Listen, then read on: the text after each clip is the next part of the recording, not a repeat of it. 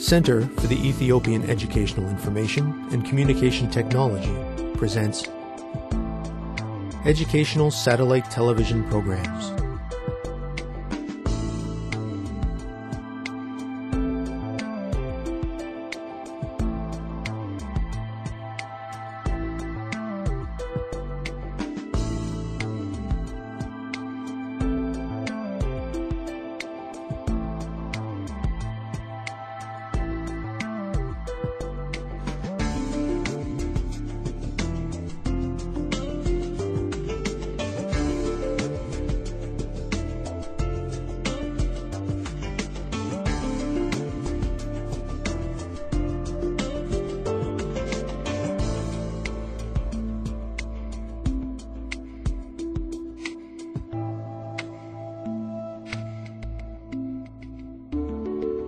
Hello, teacher.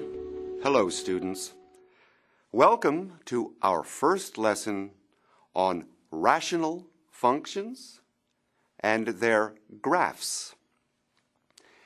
In the last lesson, we learned to solve rational equations and apply them to everyday problems. Today, we will study rational functions. We will learn to determine their domains and see what asymptotes they may possess. Are you ready, students? A rational function is a function of the form f of x equals p of x over q of x, where p of x and q of x are polynomials in x and q of x does not equal 0. A rational function is said to be in lowest terms if p of x and q of x have no common factor other than 1. Students, observe these three functions.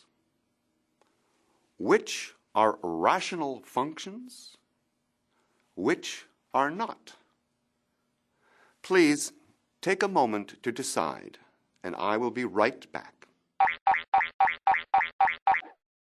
Students, let's get ready. Begin.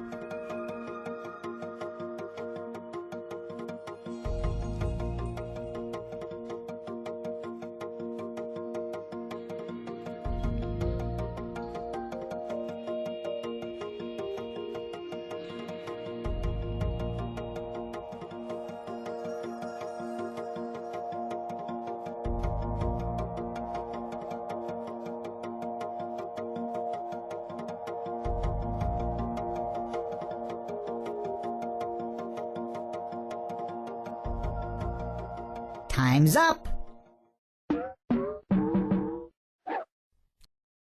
Let's get back to our lesson. Hello, students. Did you manage to decide?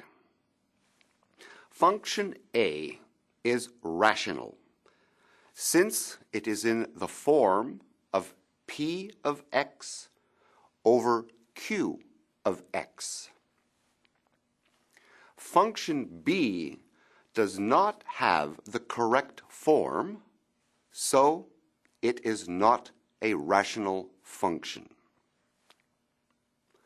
Function C is a rational function. Notice that it is equal to y equals 2x cubed minus 9. We can conclude from this that any polynomial function is also a rational function. Now, let us learn how to determine domain. The domain of a rational function f is the set of all real numbers except the values of x that make the denominator q of x equal to 0. Here is a rational function. Do you think that you can determine its domain? Go ahead and try to do this now. Students, let's get ready. Begin.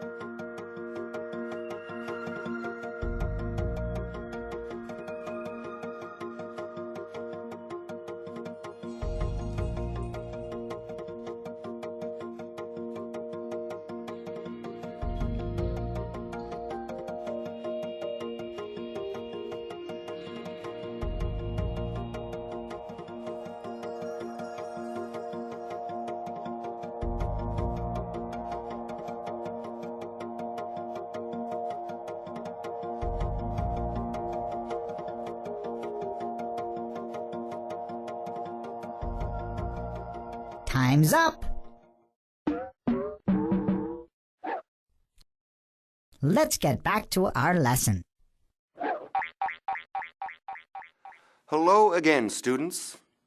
Let us see if you were able to find the correct domain for this function. Recall that the domain is the set of all real numbers except those values of x that make the denominator of q equal to 0. The simplest way to determine those values is to factorize the denominator like this. After we do this, the function is expressed as x minus 1 over x minus 3 times 2x plus 5. Therefore, the denominator is equal to 0 when x equals 3 or negative 5 over 2. So our domain is the set of all real numbers except 3 and negative 5 over 2. Now, let us shift our focus to the function f of x equals 1 over x. What is the domain of this function? That is correct. It is the set of all real numbers except 0. Here is the graph of the function. Based on this information, we can make the following observations.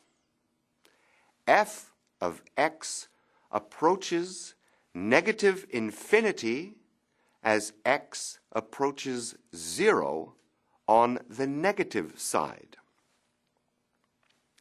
F of x approaches infinity as x approaches 0 on the positive side. F of x approaches 0 as x approaches negative infinity. F of x approaches 0 as x approaches infinity. We have discovered the asymptotes of this function. The y-axis is called the vertical asymptote, and the x-axis is called the horizontal asymptote.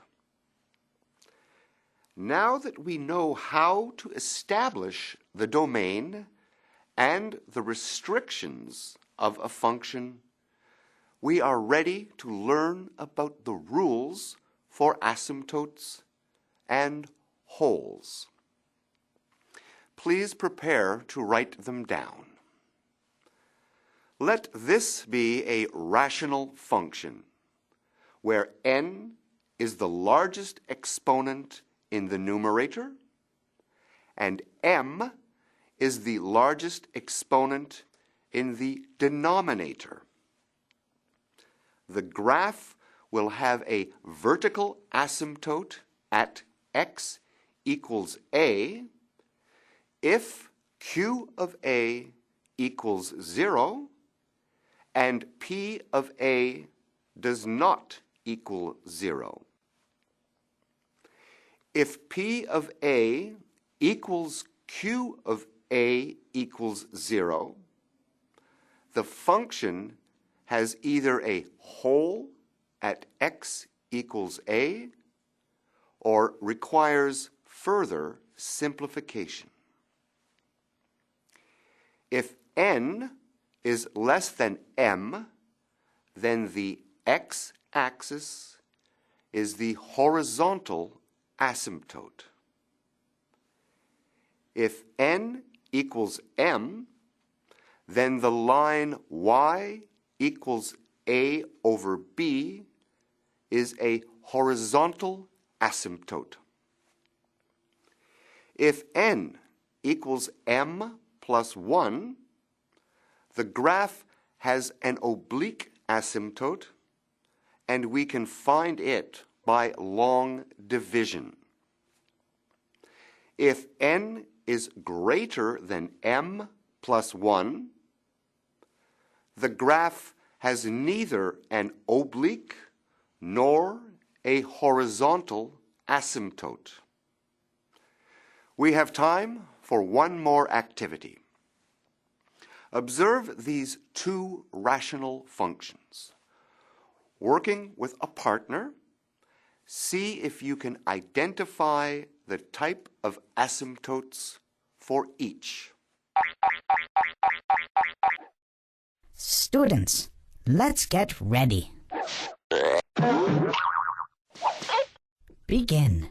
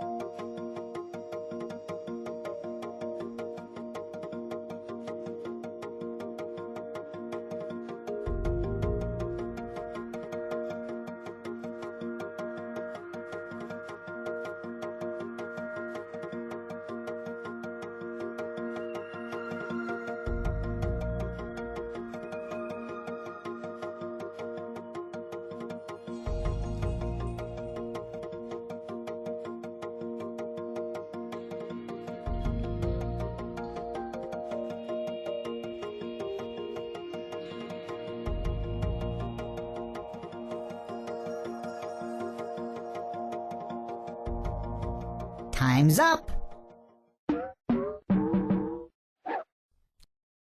Let's get back to our lesson. Have you finished, students? Let us determine the correct answers together.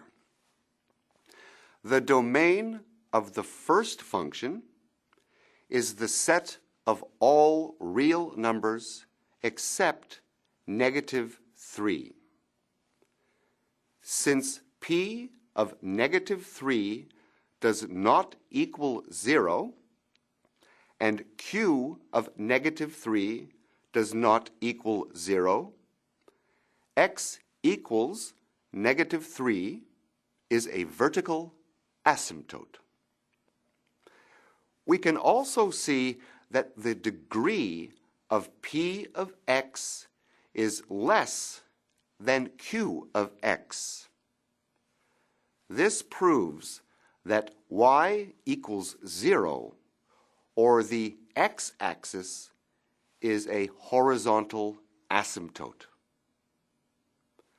We can determine the asymptotes of the second function by factorizing the denominator. P of -3 does not equal 0, but q of -3 does.